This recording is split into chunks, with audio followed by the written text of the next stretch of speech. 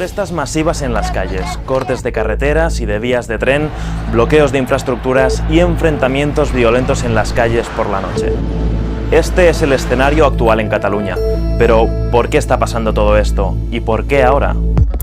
Todo estalló a principios de semana con la publicación de una sentencia judicial. Hasta ese momento, 9 líderes políticos y sociales independentistas estaban en prisión, acusados de rebelión y sedición por organizar un referéndum de independencia en 2017. Se trata de 6 exmiembros del gobierno catalán, los 2 presidentes de las principales organizaciones civiles del independentismo y la expresidenta del Parlamento de Cataluña. Después de un largo juicio, este lunes 14 de octubre el Tribunal Supremo de España les condenó finalmente por sedición a penas de entre 9 y 13 años de prisión, y en Cataluña se desató una oleada de protestas masivas y diarias contra esa decisión. La sentencia fue vista como injusta por una parte importante de la sociedad, también entre algunos no independentistas, que considera que se ha llevado a los tribunales un conflicto que debería solucionarse desde la vía política.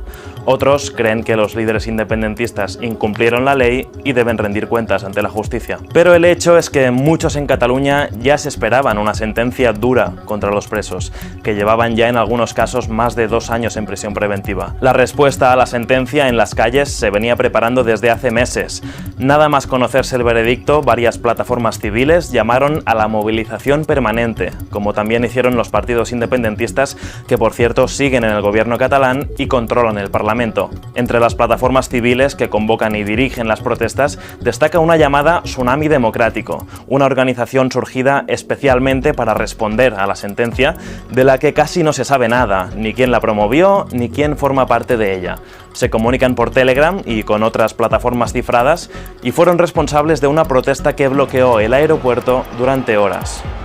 Esta plataforma se suma a otras organizaciones civiles, grupos de estudiantes, sindicatos que convocan diariamente marchas, cortes y concentraciones pacíficas, pero algunas de estas protestas han terminado en enfrentamientos muy violentos con la policía catalana, que ha necesitado los refuerzos de la policía estatal para contener los disturbios. Hasta el momento ha habido disturbios graves en varias ciudades catalanas, en los que se ha llegado a lanzar pirotecnia contra helicópteros policiales. Pero la actuación de los policías también está siendo muy criticada. Al menos un manifestante ha perdido un ojo, cada noche de disturbios ha habido más de 100 heridos y se han producido atropellos de manifestantes. Desde Madrid, el presidente de España, Pedro Sánchez, y otros líderes políticos llamaron de inmediato a un cese de la violencia, algo que también se hizo desde Cataluña, pese a que el presidente Quim Torra fue criticado por tardar varios días en condenar los disturbios. Pero lo cierto es que la tensión en Cataluña sigue muy alta y las protestas van a continuar. Esta es la situación actual, pero quizás tengas algunas dudas básicas sobre por qué hay quien quiera la independencia de Cataluña y cómo se ha llegado hasta aquí. Pues bien, Cataluña tiene una identidad propia que se remonta muchos siglos atrás, tiene su idioma, tradiciones y símbolos, pero aún así el sentimiento independentista nunca ha sido claramente mayoritario. De hecho, el independentismo empezó a tomar fuerza en 2010, después de otra decisión de un tribunal español, la de eliminar partes importantes de la nueva Constitución regional catalana. En los años siguientes, en medio de la fuerte crisis económica que azotaba a España, el gobierno catalán y una parte importante de la sociedad empezaron a reclamar al gobierno de Madrid la celebración de un referéndum de independencia para la región. Pero la negativa de Madrid llevó al gobierno catalán a organizar unilateralmente el referéndum de 2017, considerado, por cierto, ilegal por el Tribunal Constitucional, y a la posterior declaración unilateral de independencia. Esto terminó en el encarcelamiento de los líderes del movimiento, los que ahora acaban de ser condenados, y en unos incidentes que quedaron marcados en la memoria de muchos. Y así sigue Cataluña 2 años más tarde, con un grave conflicto social y político cuya solución no se presenta nada fácil. Gracias.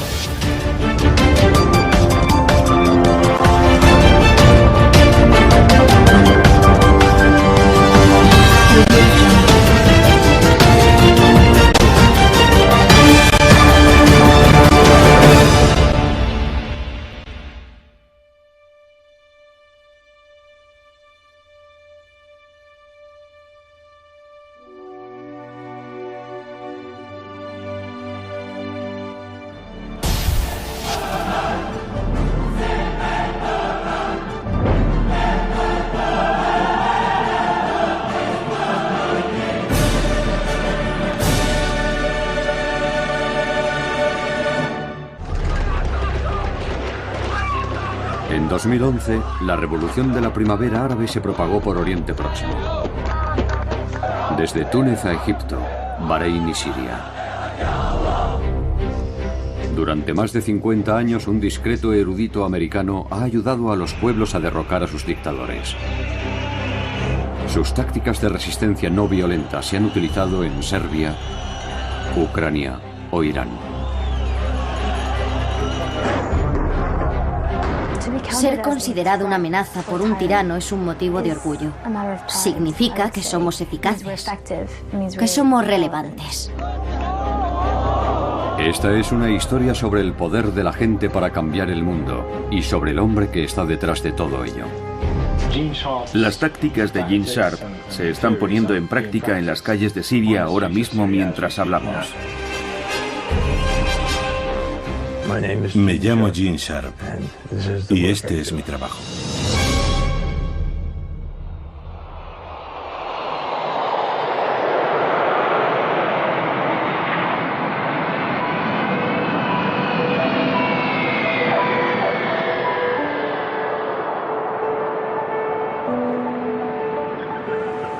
¿Cómo describiría su trabajo? Describir mi trabajo siempre ha sido un problema. Principalmente intento comprender la naturaleza y el potencial de las formas de lucha no violentas para socavar dictaduras. Esta es una técnica de combate. Es un sustituto de la guerra y de cualquier otro tipo de violencia.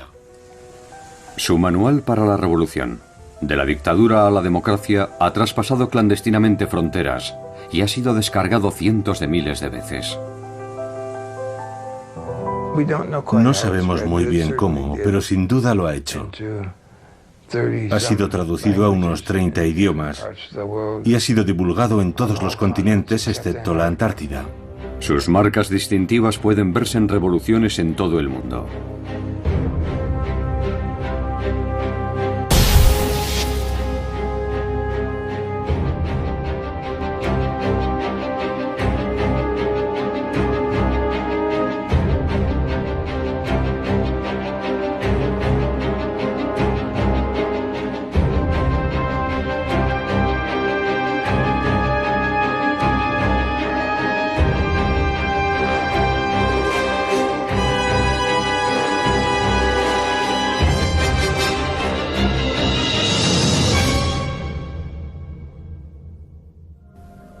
Los libros de Gene contienen 198 métodos de resistencia no violenta. Los famosos 198 métodos parecen haber tenido una extraordinaria respuesta. Son simplemente los 198 métodos específicos. Estas formas de rebelión son el boicot económico, la desobediencia civil, las protestas.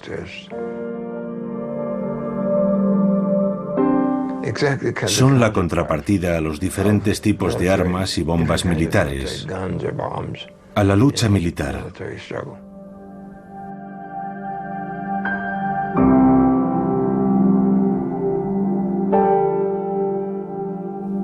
De esa forma tienen algo distinto a la violencia y la guerra, y siempre lo tendrán. En 1983, Sharp fundó la institución Albert Einstein para difundir la lucha no violenta.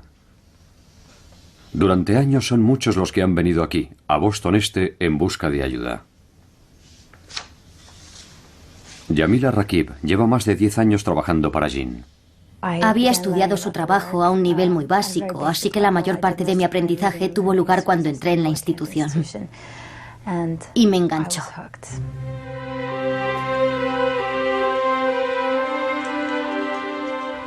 Yo no fui educado para hacer esto. Yo tenía una formación religiosa que me llevó a querer transformar este mundo en un lugar mejor y en mejores condiciones que cuando lo encontré. Y cómo hacerlo fue siempre un problema.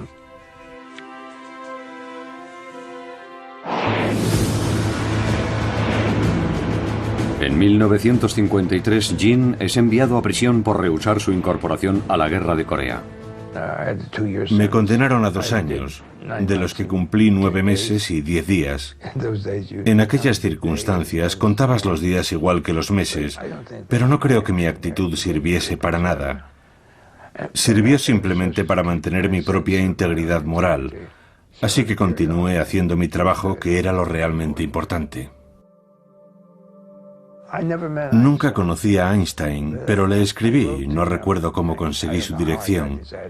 Le dije, voy a hacer esto y voy a ir a la cárcel. Quería contarle que he escrito un libro sobre Gandhi, sobre 3 casos muy diferentes entre sí, acerca de la utilización de la lucha no violenta para la consecución de una mayor libertad, a través de medios no violentos.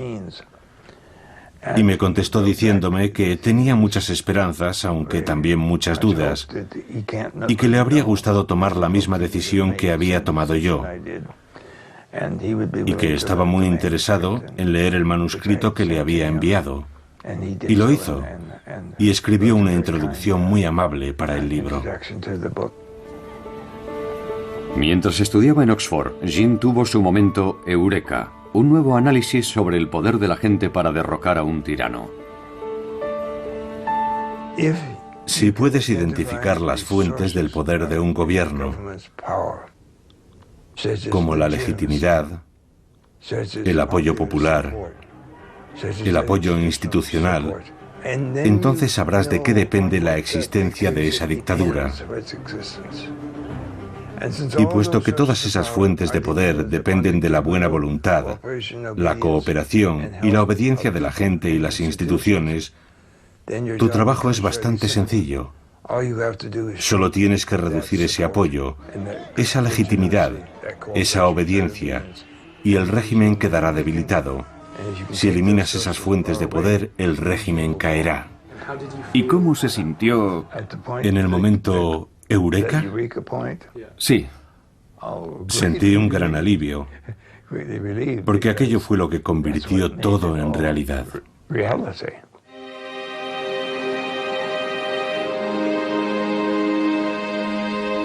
Mientras enseñaba sus teorías en Harvard, Jean conoció al coronel Bob Helby, héroe de la guerra de Vietnam. Conocí a Gene Sharp en la Universidad de Harvard. Yo estudié allí durante 1 año como investigador del ejército. Un día vi en el tablón de anuncios un aviso de un programa sobre sanciones no violentas a las 2 de aquella misma tarde. No tenía nada que hacer, así que fui a ver quiénes eran aquellos amantes de la paz y a confirmar mi noción preconcebida de que probablemente llevarían anillos en la nariz y en las orejas y de que su aspecto sería sucio. Así que fui a verlos y sorprendentemente su imagen no era esa. Su aspecto era totalmente normal. Y unos minutos después de habernos sentado, un caballero de baja estatura y voz amable tomó la palabra y dijo: me llamo Gene Sharp y nos hemos reunido aquí hoy para discutir sobre cómo tomar el poder político y negárselo a otros. Yo digo que la lucha no violenta es lucha armada. Y tenemos que arrebatar ese término a los defensores de la violencia, que intentan justificar con palabras bonitas ese tipo de lucha. Nosotros combatimos con armas psicológicas, armas sociales, armas económicas y armas políticas. Un tipo de lucha más poderosa contra la opresión, la injusticia y la tiranía que la violencia. Aquello llamó mi atención.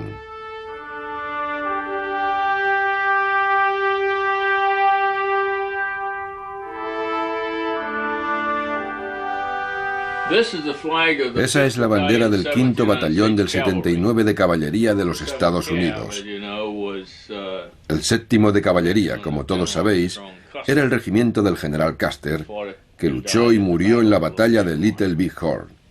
Este soy yo en mi juventud. Tenía mucho más pelo. Y este es el diploma de la Cruz por Servicio Distinguido que obtuve en Vietnam.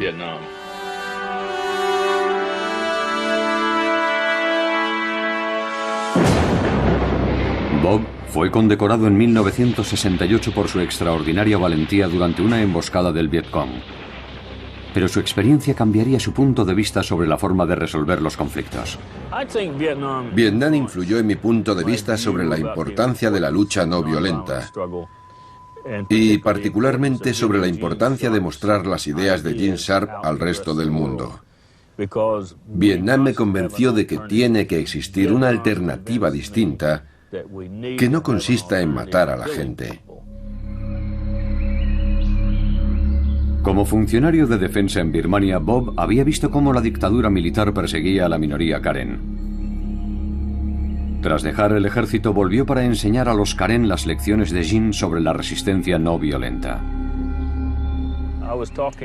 Estaba hablando con uno de los comandos Karen y de repente me dijo: ¿dónde demonios estaba esta información?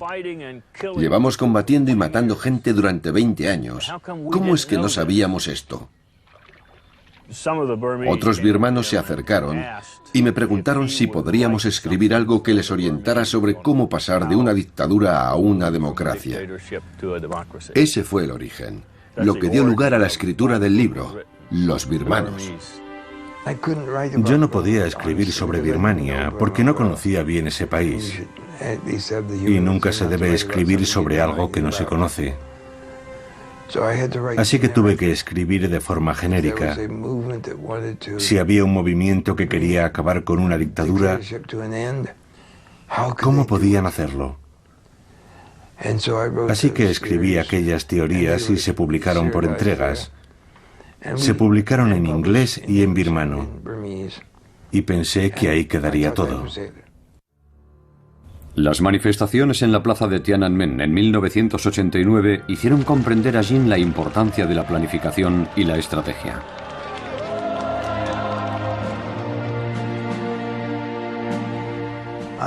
Fui a Pekín cuando las protestas de la plaza de Tiananmen ya estaban en marcha.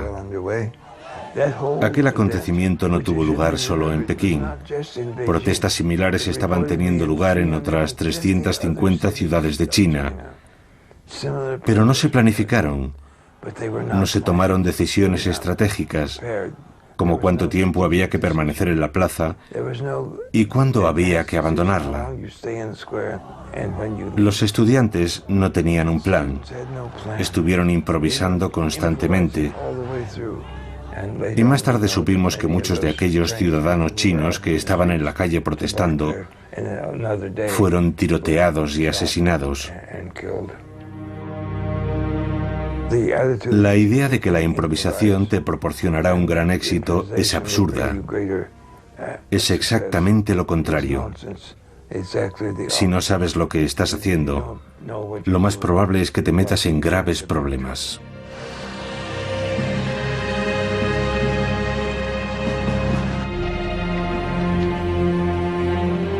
En Serbia, el gobierno de Slobodan Milosevic cometió durante años crímenes de lesa humanidad y ejerció una brutal represión interna. Aquello alimentó la creación de nuevos grupos democráticos que lucharon para eliminarlo. Fui a Budapest a petición del Instituto Nacional Republicano, que estaba prestando apoyo al movimiento de oposición serbio. Y una parte en particular de ese movimiento de oposición era Otpor, que en serbio significa resistencia. Como coronel retirado, tiene un enfoque muy militar. Su forma de hablar produjo una extraña impresión a aquel grupo de líderes estudiantiles. Hablamos durante un rato y dije: aquí falta algo. No hemos hablado sobre quién es el líder de esta organización. ¿Quién es el líder? Y uno de ellos me contestó: no tenemos líder. Y yo dije: un momento, chicos, yo no me he caído de un árbol mientras venía hacia aquí. Alguien tiene que estar dirigiendo una organización que ha movilizado a toda la sociedad serbia. Así que estuvimos alrededor de una hora tratando de engañarle acerca de algunas cuestiones. Y era porque no nos sentíamos muy cómodos dando detalles sobre nuestra organización a un extranjero. Y entonces me explicaron por qué no parecía haber un líder definido. Lo hacían para ocultárselo al gobierno. El gobierno no sabía quién estaba al mando. Más tarde supe que estaba hablando con el líder, Sergei Popovich. Bob empezó a enseñar las lecciones de Gene Sharp a los nuevos revolucionarios serbios.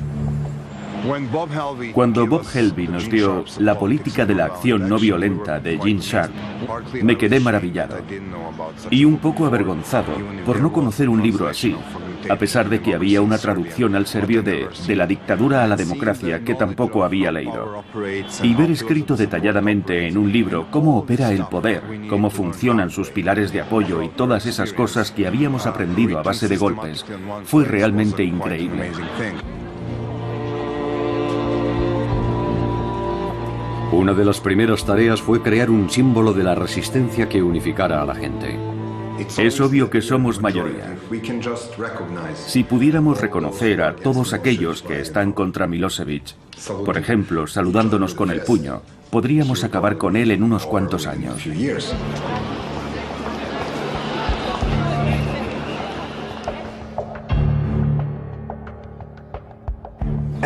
La atomización se produce cuando el régimen intenta hacer que cada individuo en la sociedad sea una unidad aislada. Es una de las principales formas de control de estos sistemas. Hacer que la población, que la gente, se tenga miedo, que tenga miedo a hablar, a actuar en grupo, que nunca le digan a un vecino, o incluso a veces a un miembro de su familia, lo que piensan realmente. Al ver el ejemplo de demostración de valentía por parte de otras personas, pasamos a ser nosotros. Y nosotros podemos hacer cosas que yo solo no podría.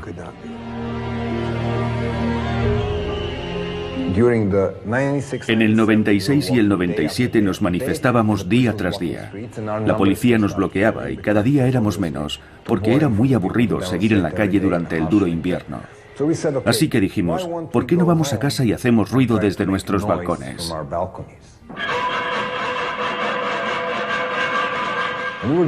Lo hacíamos entre las 7:30 y las 8 de la tarde como respuesta al informativo de la televisión estatal.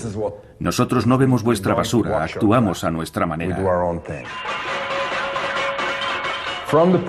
De las ollas y las sartenes pasamos a colocar carteles en todos los edificios, con cosas como ¿vais a procesar a los chavales por llevar camisetas de Otpor cuando no hay una sola ley que prohíba llevar lo que uno quiera escrito en una camiseta?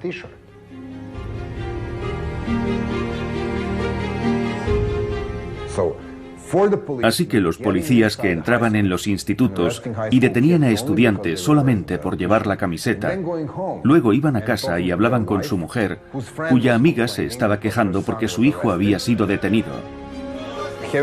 O tenían que hablar con su propio hijo, que venía de su colegio, en donde nadie quería estar con él o con ella, porque su padre estaba pegando a chavales de su barrio. Y así, la opresión sistemática dejó de funcionar.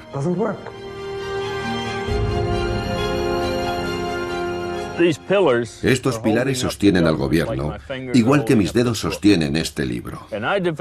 Y yo he desarrollado una estrategia para socavar estos pilares. La policía, las comunidades, las instituciones religiosas, los trabajadores, lo que sea, cada organización.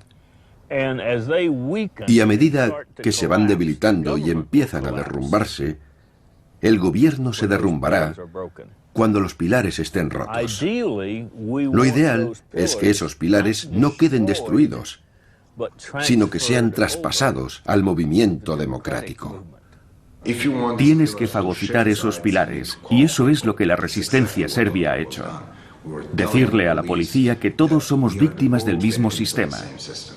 No tiene sentido librar una guerra entre víctimas y víctimas. Aunque unas lleven uniformes azules y las otras pantalones vaqueros, no debemos luchar entre nosotros. Y esa táctica funcionó en Georgia, en Ucrania y en muchos otros lugares del mundo. Eso es lo que hay que hacer, fagocitar esos pilares, no lanzar piedras a la policía.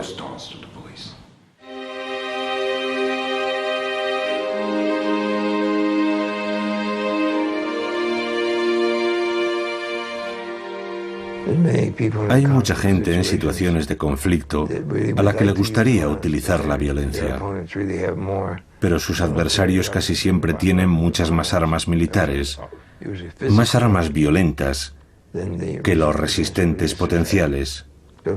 Si como resistente eliges luchar con la violencia, tu adversario tendrá todas las ventajas, porque estás eligiendo luchar con las mejores armas que él posee. Pero puedes elegir luchar con armas no violentas, que son mucho más difíciles de contrarrestar para tu adversario.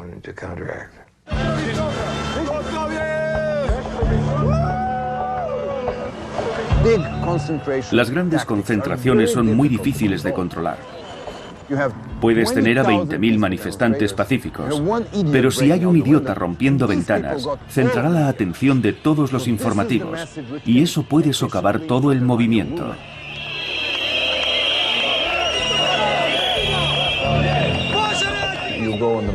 Si estás en una manifestación y existe el riesgo de que la gente sea detenida, ¿qué debes hacer? En vez de colocar a los tipos grandes delante, colocas a las chicas.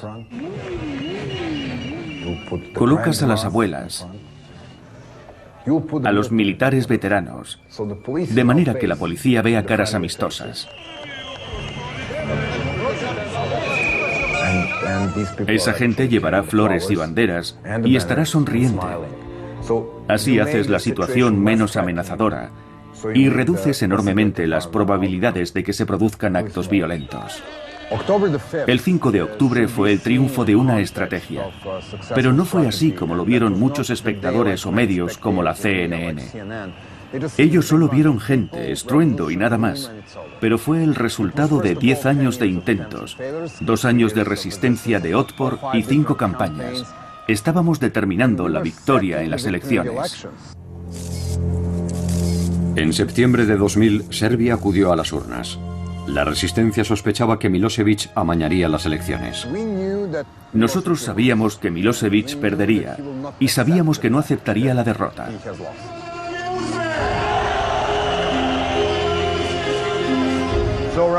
A eso de las 3 de la tarde había 300.000 personas gritando en la plaza y de una forma no violenta tomaron este edificio.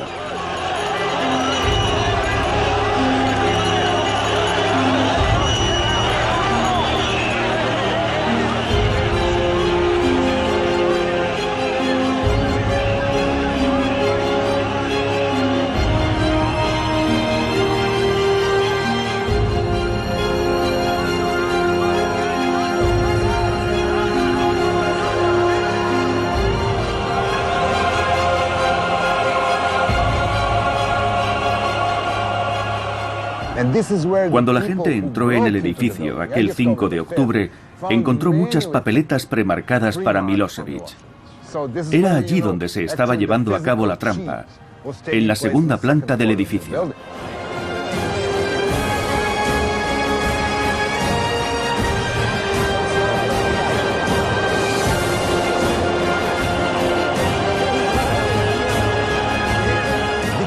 Aquello fue el símbolo de la verdadera caída de Milosevic, de por qué perdió el poder aquel día. Perdió porque la policía le desobedeció, porque ordenó a los militares salir de los cuarteles y le desobedecieron. Así fue como perdió el poder. Lo que se ve en televisión, la toma física del edificio, es el símbolo de Milosevic perdiendo su autoridad aquel día.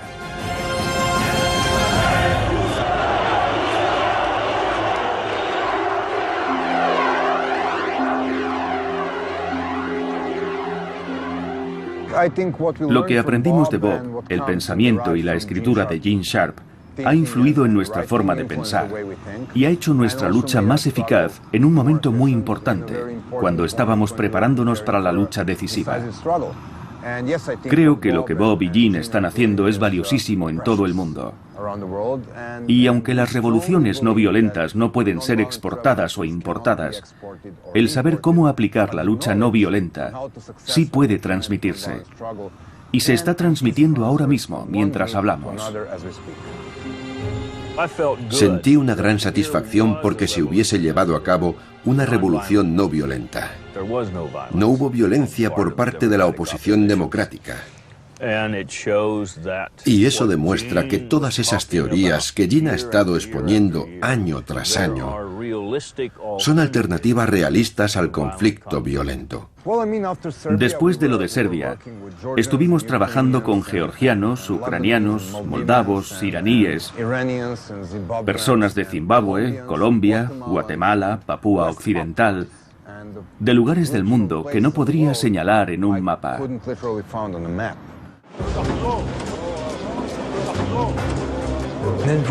De Serbia, las noticias llegaron a Georgia, que estaba bajo un régimen muy represor, y luego a Ucrania, que también tenía problemas, también llegaron hasta allí, y luego a una serie de países situados en la franja sur de la antigua Unión Soviética.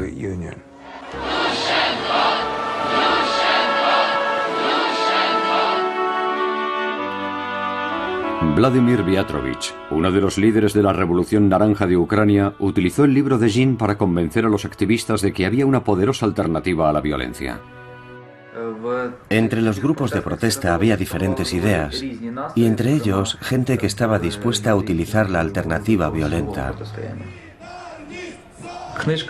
El libro de Gene Sharp, De la dictadura a la democracia, enseña que se puede y se debe luchar contra los dictadores con medios no violentos. Esa idea fue muy importante y ayudó mucho. Fue una gran inspiración para la creación de la Revolución Naranja.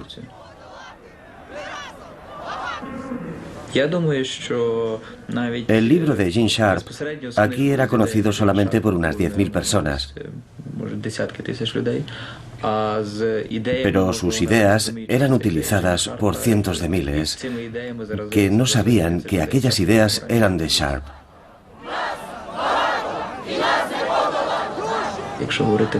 Aunque la gente no sepa quién es Gene Sharp, sí conocen sus ideas, lo que hace de él una persona muy influyente en el mundo.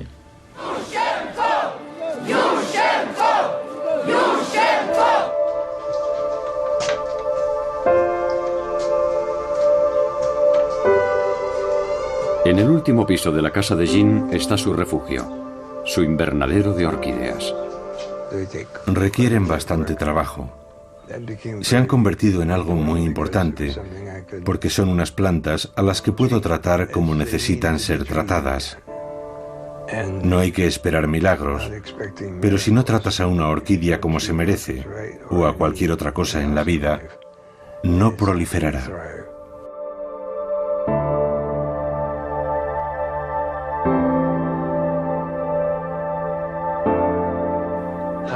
¿Cómo se siente al ver propagarse su trabajo? Su propagación ha sido notable. Siempre pienso, sigo asombrado. Sigo asombrado. Ver una obra que yo consideraba básicamente una introducción, creo que tiene entre 70 y 80 páginas, despegar así ha sido la confirmación de que el análisis era bastante preciso. No se ha propagado gracias a un anuncio, a una buena publicidad. Se ha propagado porque la gente lo ha encontrado útil, lo ha encontrado importante.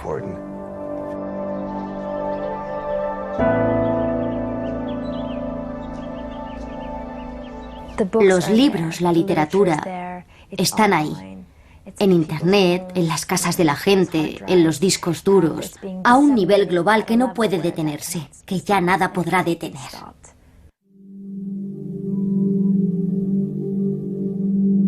Hay gente que se esfuerza en desacreditarnos. En una ocasión, el presidente Chávez se refirió a nosotros como una pandilla de gringos y dijo que la institución Albert Einstein no entendía Venezuela. Y yo pensé, puede que no comprendamos del todo la situación de Venezuela, que es probablemente muy compleja, pero yo no soy un gringo. Gene Sharp, George Bush y sus ideólogos de este golpe suave mecha lenta, señores, este plan de ustedes aquí en Venezuela, olvídense. En 2008 el gobierno iraní emitió un vídeo propagandístico acusando a Jean de trabajar para la CIA. La Casa Blanca, Washington, D.C. Gene Sharp, el teórico de la desobediencia civil y de las revoluciones de terciopelo, que ha publicado tratados sobre esta materia, es uno de los agentes de la CIA, encargado de la infiltración estadounidense en otros países. Viendo nuestra oficina pueden comprobar lo bien subvencionados que estamos. En cierto sentido me impresionó que estuviésemos en su radar, que mostrasen a Gene sentado en la Casa Blanca, y pensé, ojalá los de la Casa Blanca se reunieran con nosotros y nos escuchasen, pero no lo hacen. Trabajamos en esta pequeña oficina, sin ninguna conexión con ellos. Simplemente no ha sucedido. Nosotros no hacemos eso. No somos bajo ningún concepto una organización de la CIA, y es realmente irónico, porque vemos muy a menudo esas acusaciones en la prensa, y siempre nos preguntamos de dónde vienen. Tras las elecciones iraníes en 2009, la oposición declaró que el resultado había sido amañado. Miles de personas desfilan por la gran avenida, todas caminando en la misma dirección. Los manifestantes portan banderas verdes y la gente va mostrando la V con los dedos en señal de victoria. Yo dudaba de que la gente se manifestase después de las advertencias, pero estaba equivocado. Miles de manifestantes salieron a las calles de Teherán. La respuesta del gobierno fue brutal y una joven estudiante iraní, Neda Aga Soltan, fue alcanzada por un francotirador del gobierno.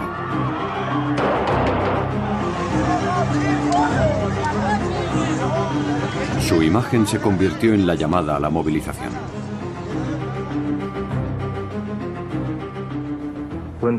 Cuando la gente es golpeada y masacrada, ello genera un proceso que yo llamo jiu-jitsu político, en el que la fuerza del adversario se utiliza para socavarlo, para hacer que caiga, aislándole de la gente que le prestaba apoyo y movilizando a otra gente que pasa a formar parte de la resistencia activa.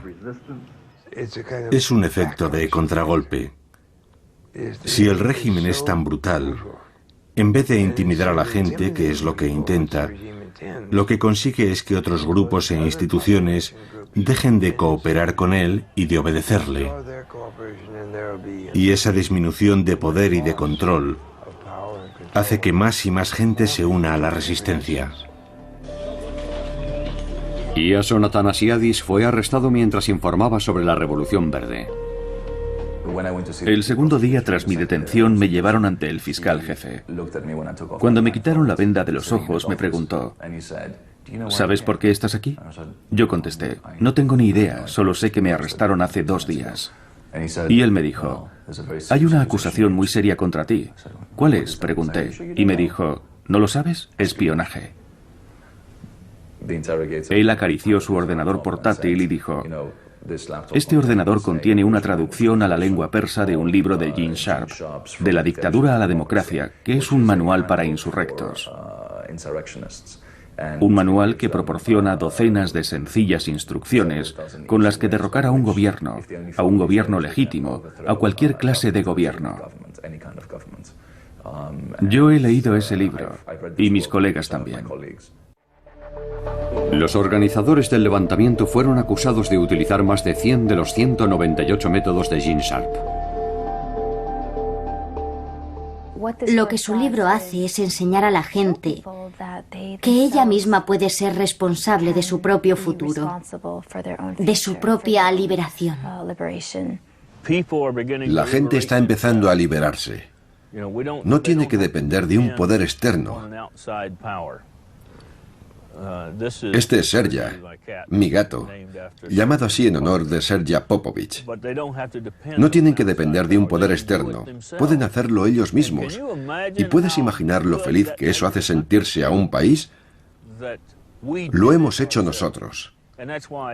Por eso es tan importante que transmitamos ese conocimiento. Los Estados Unidos no tienen por qué ocupar ningún país.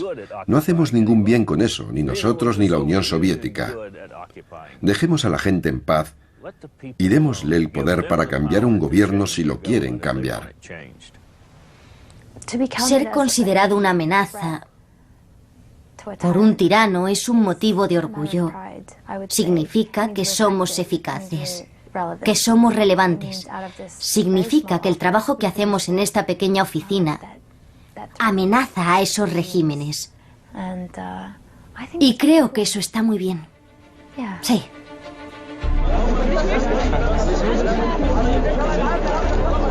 Este fue el principio de la revolución egipcia. El levantamiento fue espontáneo, pero los grupos democráticos egipcios llevaban años trabajando en la estrategia.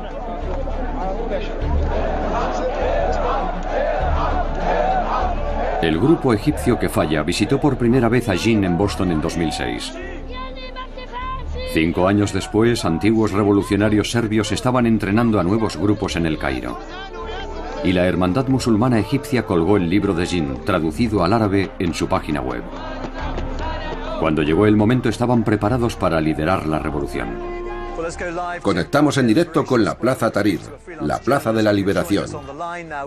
Rory, conocemos las altas medidas de seguridad que se iban a tomar alrededor de la plaza. ¿Se respira un ambiente diferente al de ayer o al de antes de ayer? Sí, hoy el ambiente es increíble. El sector de la sociedad egipcia que abandonó la Plaza Tahrir ayer ha vuelto reforzado. Han conseguido reactivar la protesta. Hay niños muy pequeños, mujeres, ancianos, la gente canta y baila. Hay muchos instrumentos musicales en la plaza. Y está más llena de lo que ha estado estos días. Ahmed Maher era uno de los líderes del grupo democrático egipcio 6 de abril. Estábamos esperando a que ocurriera algo que encendiese la llama, que provocase un gran movimiento de personas. Y ocurrió en Túnez.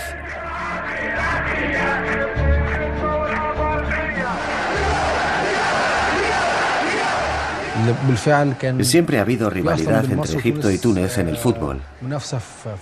Así que nos preguntamos, ¿y si nosotros hubiéramos empezado todo esto antes que Túnez?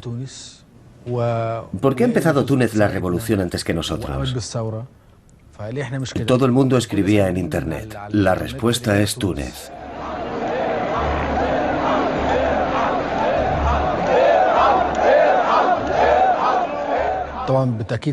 Por supuesto que los libros de Gene Sharp tuvieron un gran impacto en nuestro movimiento. Y también encontramos en Internet otros libros y películas que, al igual que Gene Sharp, hablaban de la poderosa lucha no violenta, de cómo desarrollar esa lucha no violenta y ponerla en práctica para conseguir nuestros fines. Así que hubo muchas fuentes de inspiración para esa idea.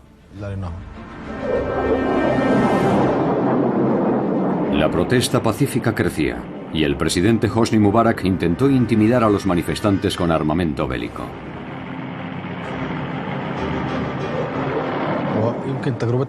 Nuestra situación era distinta a la de la resistencia serbia, que antes de su revolución se había ganado a la policía y al ejército. Nuestro caso era muy diferente. Estábamos librando una gran batalla contra la policía, mientras que el ejército se mantuvo al margen durante todo el tiempo. Así que nuestra experiencia fue muy diferente a la serbia. Incluso después de violentos choques con la policía, los líderes revolucionarios restablecieron la disciplina no violenta. Los manifestantes se enfrentaron a ataques brutales de la policía, pero se mantuvieron en su sitio.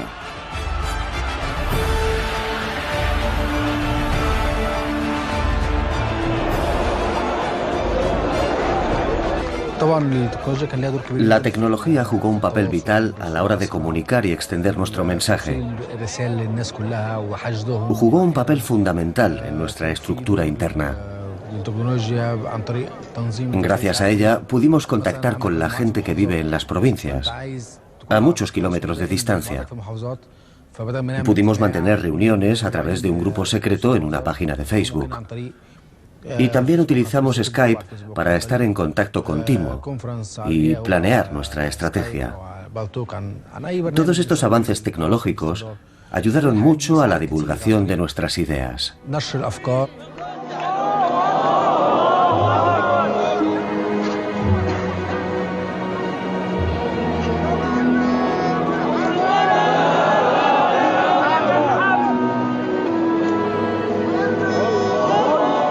Mientras los musulmanes y los cristianos se protegían mutuamente durante sus rezos, sus líderes trataban de ganarse el apoyo del ejército. ¿Qué hizo que el ejército nos apoyase al final? El ejército, a fin de cuentas, proviene del pueblo. Sus miembros son parte del pueblo y tiene un importante papel nacional. El papel de la policía tenía más que ver con el amaño en las elecciones y la protección a los corruptos. Luchaba por asegurar su supervivencia.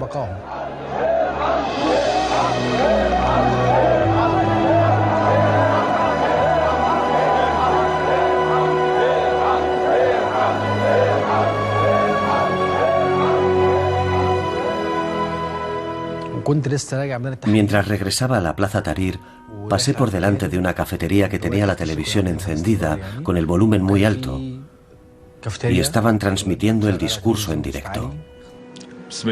En nombre de Dios misericordioso y compasivo, conciudadanos, teniendo en cuenta las difíciles circunstancias por las que atraviesa nuestro país, el presidente Hosni Mubarak ha decidido renunciar a su cargo como presidente de la República.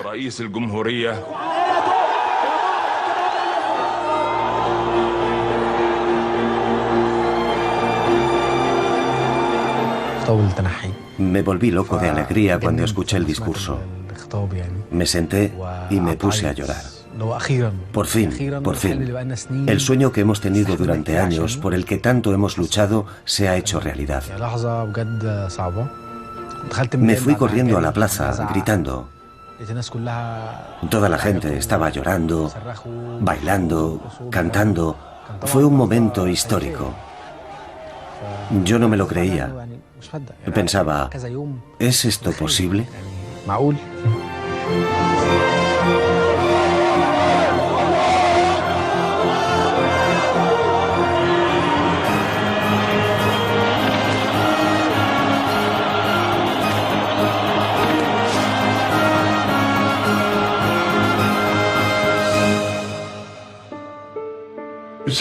Alguien sabía muy bien lo que estaba haciendo y no necesitamos que nadie nos atribuya o me atribuya el mérito si no es merecido o no está documentado.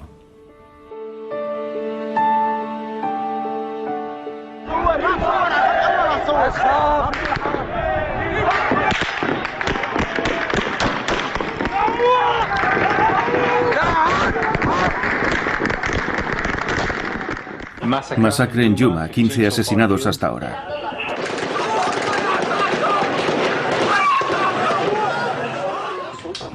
Osama Monayed es experto en comunicaciones y uno de los líderes del levantamiento sirio. Esto es un vídeo de un chico al que disparan. Un niño grita, "Mi hermano, mi hermano". Osama coordina una red de cámaras secretas por todo el país. Es una cámara de alta definición conectada a un módem vía satélite que obtiene imágenes en directo y que transmite por Internet. Hoy hemos conseguido enviar estas imágenes a Al Jazeera.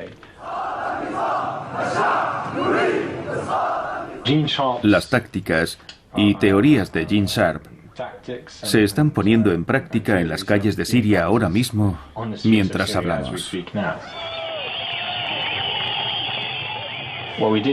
Lo que hicimos fue promover esas tácticas y explicárselas a la gente en nuestras páginas de Facebook y también en YouTube. Así es como se aplican, poniendo flores en los puntos donde han caído los héroes, mostrando ilustraciones de la campaña de grafitis durante las manifestaciones. También limpiando las calles y dejándolas más bonitas para demostrar que podemos hacer las cosas mejor que el régimen en lo que se refiere a servicios. De la dictadura a la democracia te da la inspiración, la seguridad de que esto puede conseguirse, de que puede suceder realmente. En el verano de 2011, tras un ataque brutal del ejército sirio, Osama viajó a Boston para reunirse con Gene. ¿Cuándo estuviste aquí por última vez? No recuerdo exactamente. ¿Fue en 2007 o en 2006? Sí, hace años. Cuando solo había unas cuantas personas que creían en un escenario de resistencia no violenta en Siria. cuando solo unos pocos creían que esto podía suceder realmente en un país como Siria. Muy bien. Todo listo.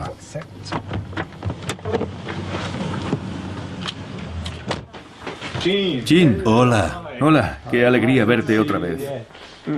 Qué alegría. Me alegro de verte. Yo también. ¿Cómo estás?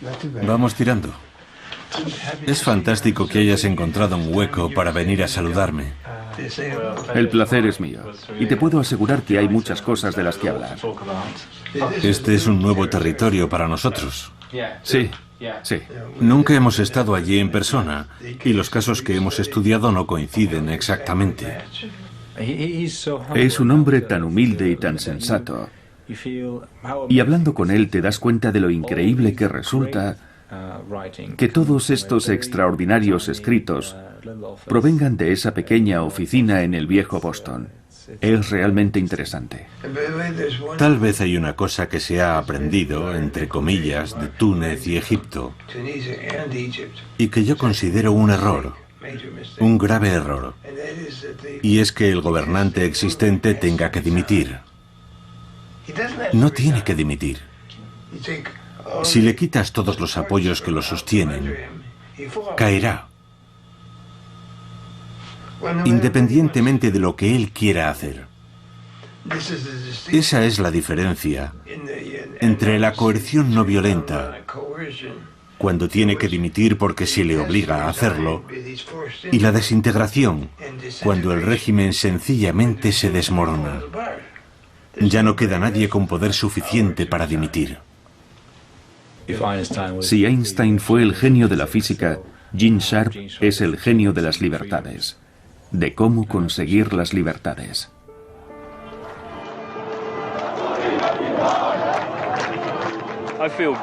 Me siento satisfecho al saber que estamos propagando el mensaje.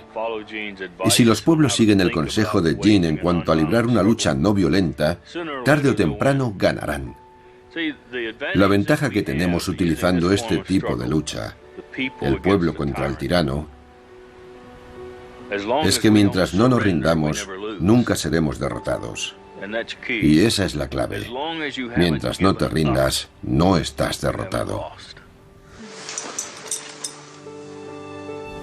Yo creo que con el paso del tiempo, Gene Sharp será un nombre emblemático. Creo que sus libros estarán en todas las bibliotecas del mundo y serán traducidos a la mayoría de los idiomas.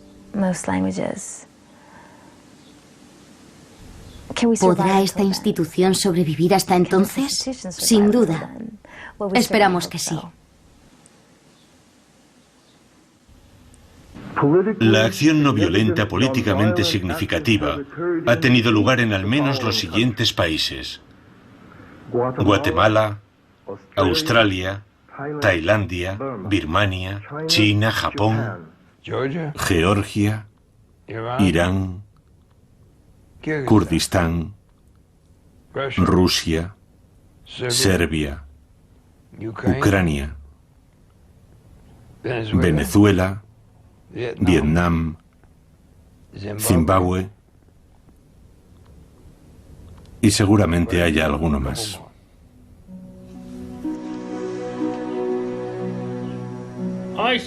Pienso que se está desarrollando entre ellos una relación padre-hija. Pueden sentarse, hablar, están en la misma onda. Ella lo protege y creo que lo quiere como una hija quiere a un padre. Gene Sharp es, por supuesto, mi mentor personal, pero creo que ha representado ese papel para multitud de seres humanos. Es una persona que ha dedicado su vida a proporcionar los medios para que la gente oprimida pueda alcanzar la libertad de forma autosuficiente. Y eso es algo que ha cambiado el mundo y continuará haciéndolo de forma extraordinaria. Es algo muy personal. Es simplemente amor.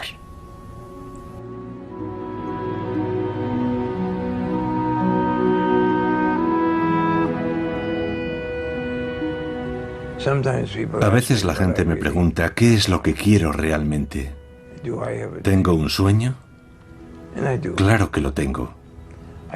Sueño con que la gente oprimida del mundo sea capaz de aprender de los datos disponibles y de las nuevas experiencias.